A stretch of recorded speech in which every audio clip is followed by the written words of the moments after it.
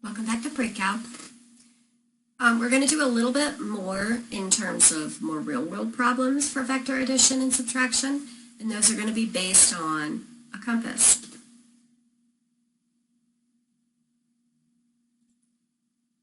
If we take a look at compass settings, we have 0 over here where E would be on the x-axis.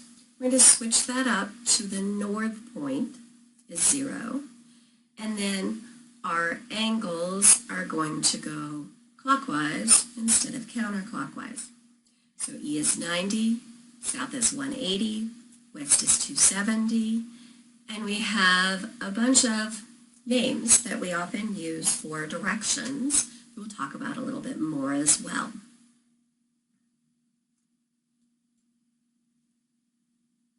And let me post the notes as a PDF for you as well. I'm going to say this several times because it's really important. Since the 0 is due north and clockwise is positive, our reference angles come off of the y-axis. It's easiest if we think about the points because we're so used to x horizontal, y vertical. We're going to swap those guys around. X is now going to tell us positive north, negative south. Y is now going to tell us positive is east, west is negative.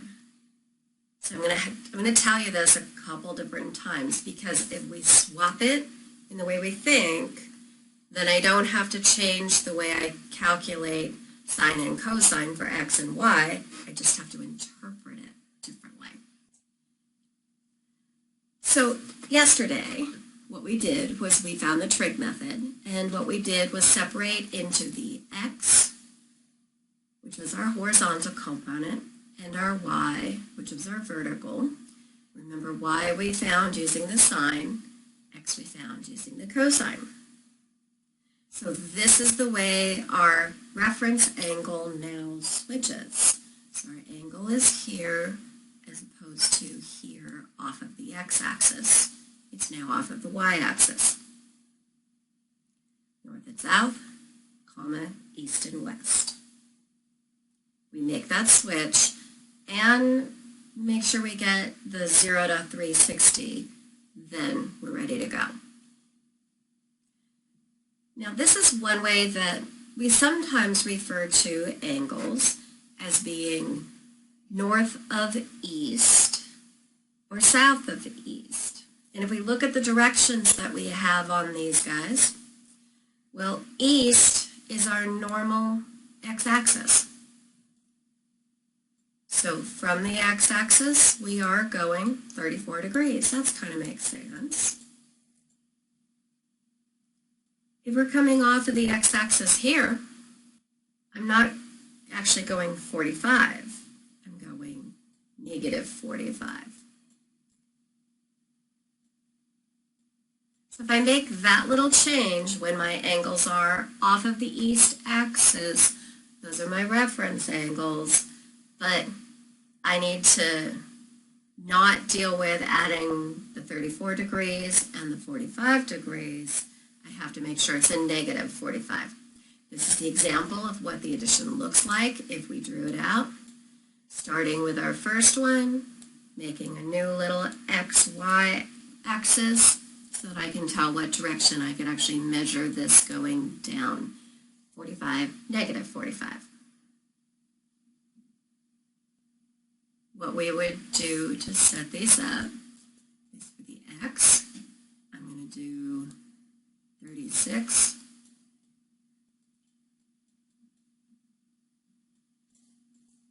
Putting my negative in parentheses just so I don't lose it. For my y direction, the only thing that changes is sine.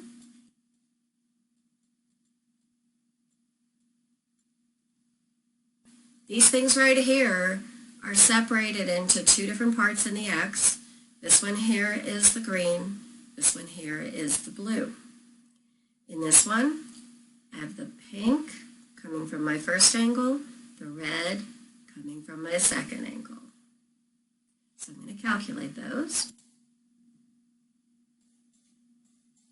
And the x component is 42.6.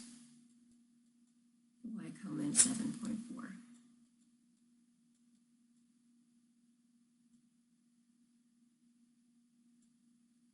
What would our next step be?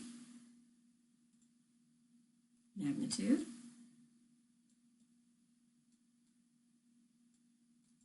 Pythagorean theorem.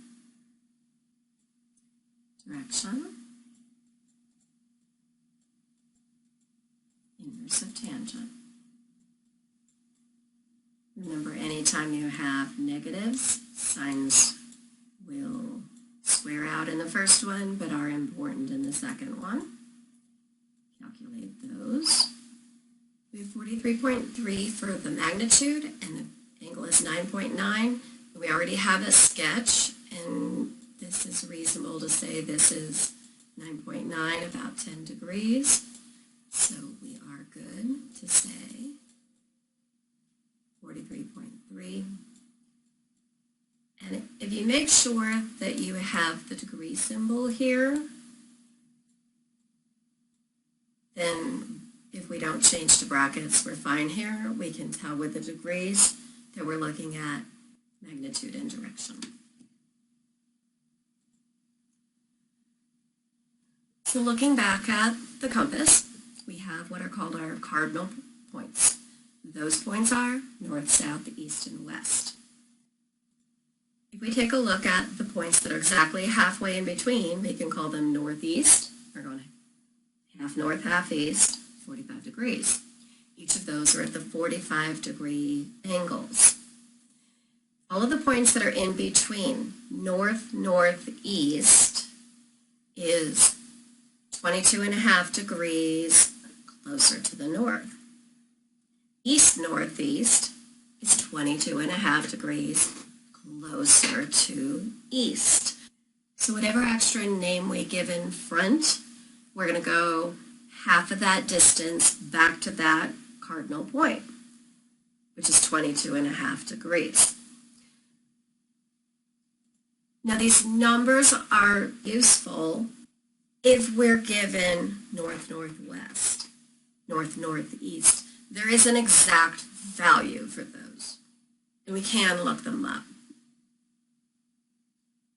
But most of the time, we're not going to quite have that. What I prefer is the 0 to 360 degrees. That's called the azimuth. And if we use those, and just keep track of, cosine tells me north and south instead, and sine gives me east and west, then we'll be able to do the calculations exactly the same as we've already done them. The more common way that we give notations for degrees is called bearing notation. And what it does is it uses the reference angles based off of north or south. How far off of north and south am I? Between 0 and 90 degrees.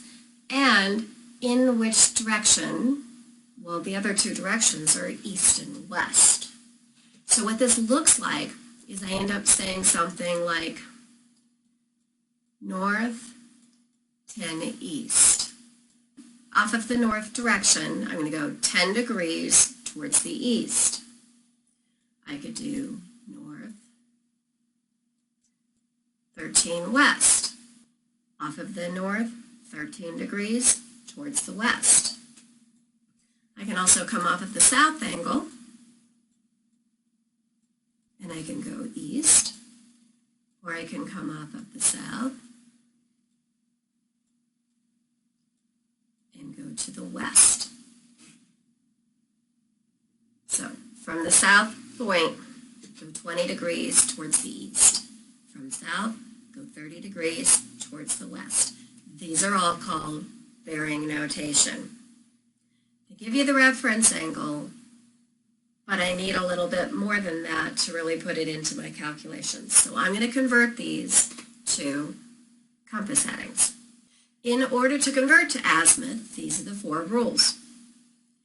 If I am in the first quadrant, that's going to be north, whatever the angle is, east. Then, helps if I learn how to type.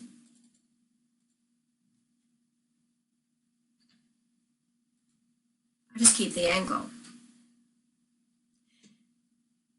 If I'm in the second quadrant, so I'm going west instead of east, well, instead of using this as 0, I'm going to use it as 360. Those both are the same thing, but 360 minus the angle will give me my azimuth. If I'm in the third quadrant, that's going to be south, angle west. It's going to be 180 plus the angle to get the azimuth. And in the fourth quadrant, it's going to be 180 minus the angle from south, angle east. So I'll give you some examples of those. So these are all giving me angles that are, a reference angle is 15 degrees. But they're all 4 different places. If I am north 15 east, that means I'm going to start at the north, go 15 degrees towards the east, and the rule is keep the angle. So my azimuth is 15 degrees. If I'm given south 15 to the east, that rule is 180 minus my angle, so my azimuth is 165. If I'm going west instead of east, that means I need to add the angle to 180, and that's 195. The last one, if I'm north going west, that's going to be subtracted from 360. So that's 345.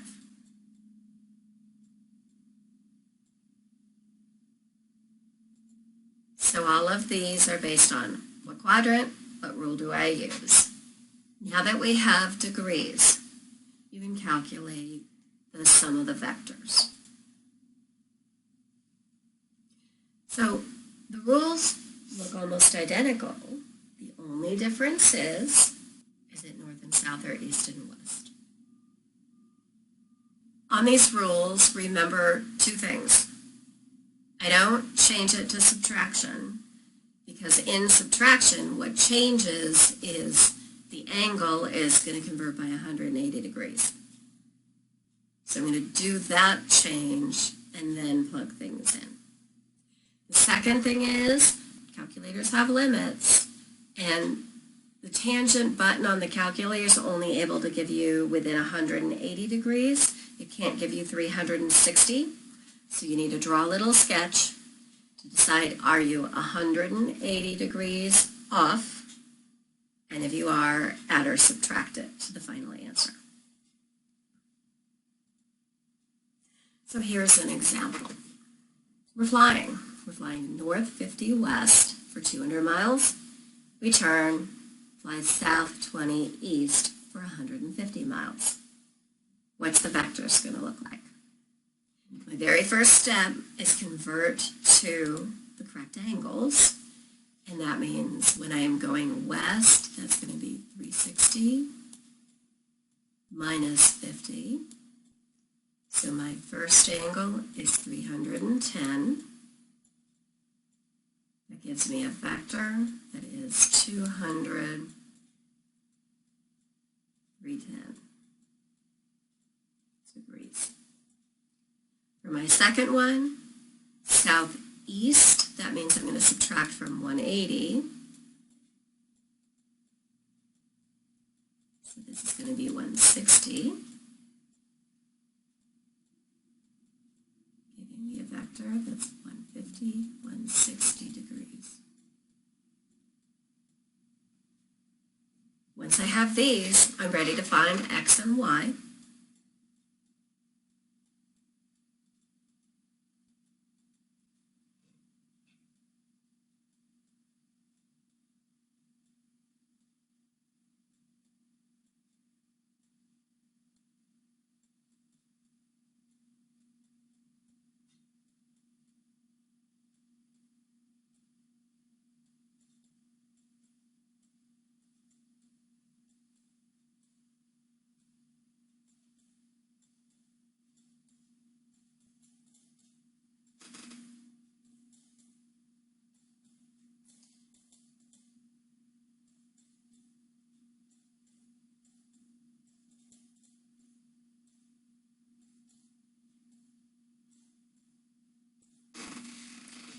pull up a calculator because I want to show something.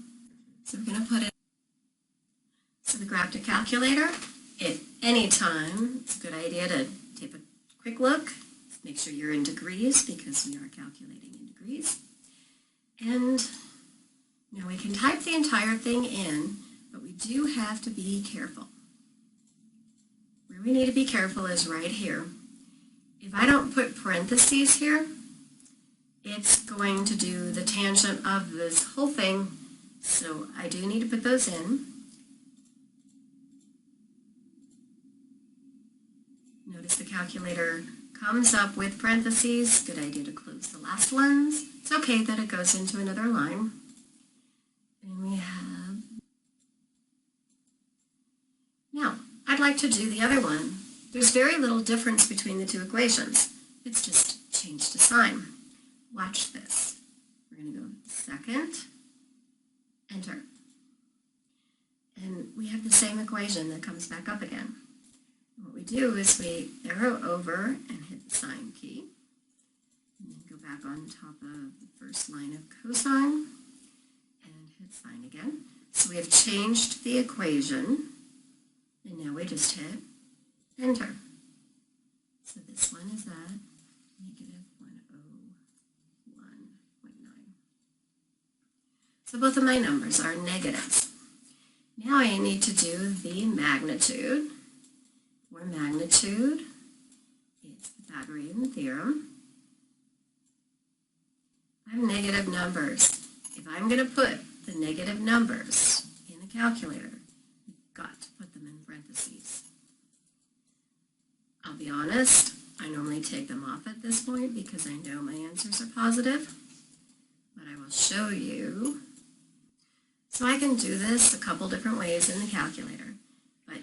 We're squaring negative numbers. You've got to put them in their own parentheses before you square.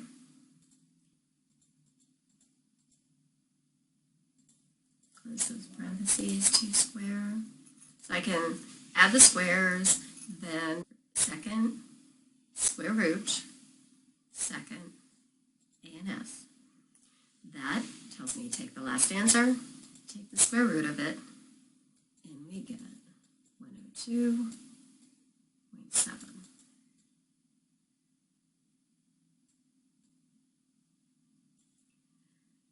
Second thing I need to do is the tangent. So I'm going to do the inverse tangent.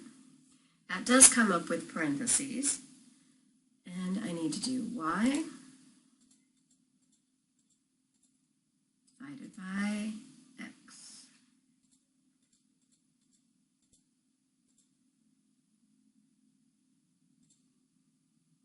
And we get the angle.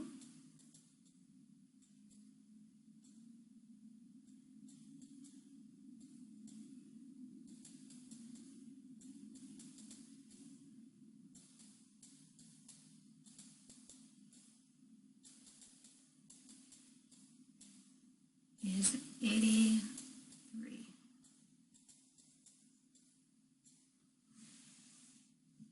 So those were the steps we needed to take. Now, let's take a look at a couple things.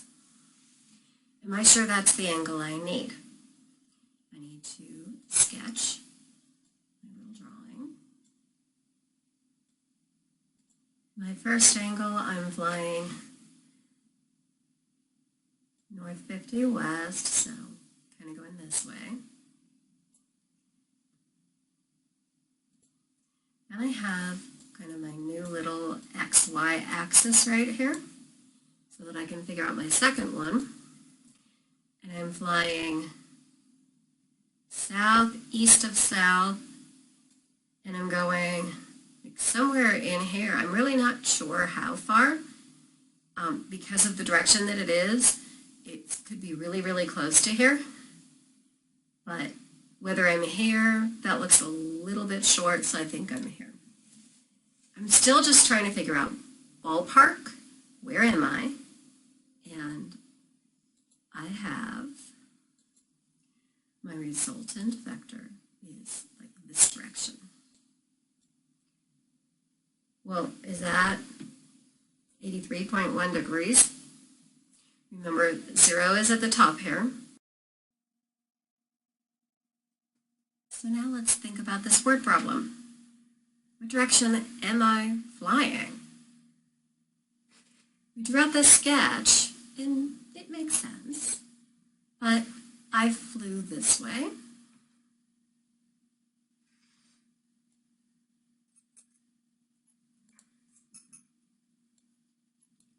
And I flew this way. And the question is, I need to get home. If the question was, somebody else could fly a shortcut, I would want the green vector. But because the question is, what's the vector I need to fly to get back to my starting point, what I really want to do is go this way. So I am going in this direction.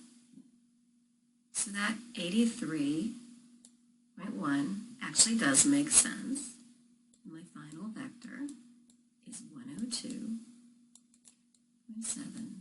in 83.1 degrees. There can be tiny little things that ask a question differently, that you would be going on the green vector and not the blue one that I sketched. How else could I have flown without stopping at that other town? But I'm flying home, so you always want to sketch it out.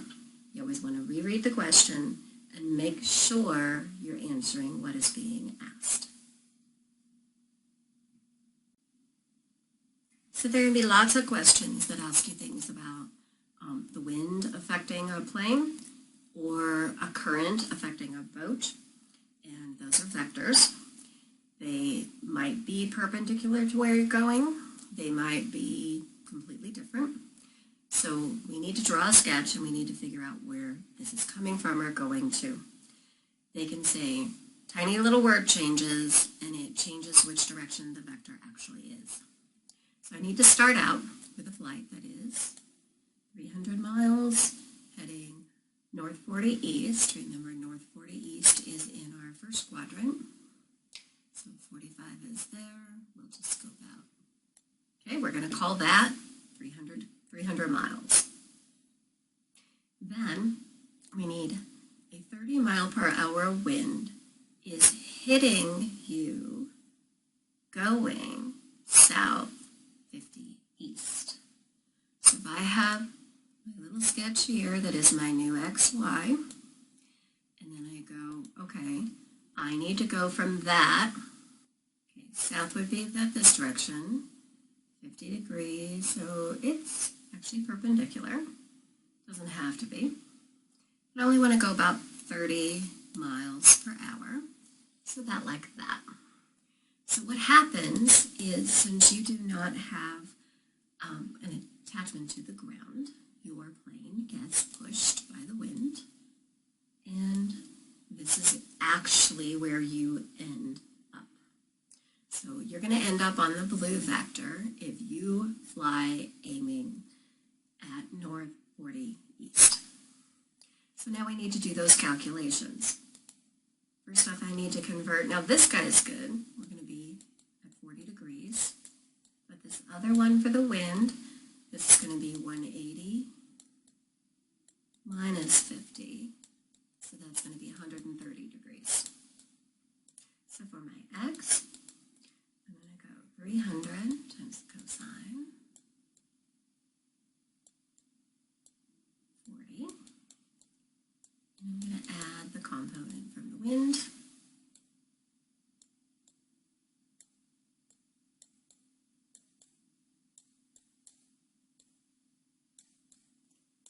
And then I'm also going to do the same thing on the y.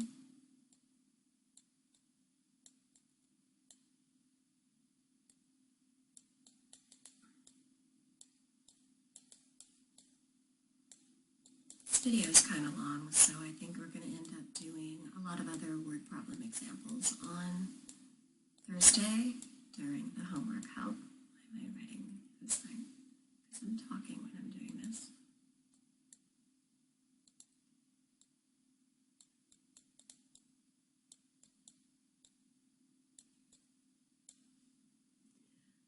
grab a calculator and number crunch.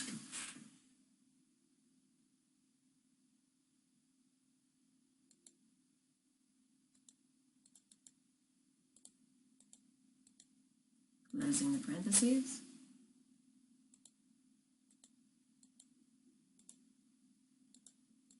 I like to close the last parentheses too. And second, enter. So I can go back up, this is actually sign, and I have a second one to change right here, and enter. And notice I do have two separate numbers. X is 210, 25, Y 215. Okay, once I have those, then I'm going to do the magnitude.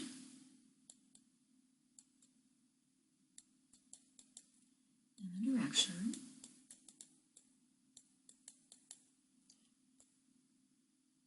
It's always a good idea to write things out. I'm not going to worry about parentheses on these because it's positive. So I won't have to worry about order operations messing that up. So I'm pretty close to 45 degrees. And inverse tangent, y over x.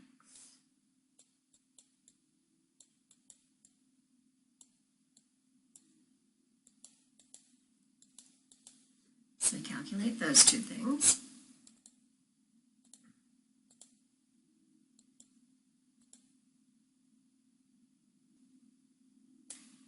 So the two things that I have are 301.5 and 45.7. And we already drew a sketch. Is that the correct direction that we have? And since it is,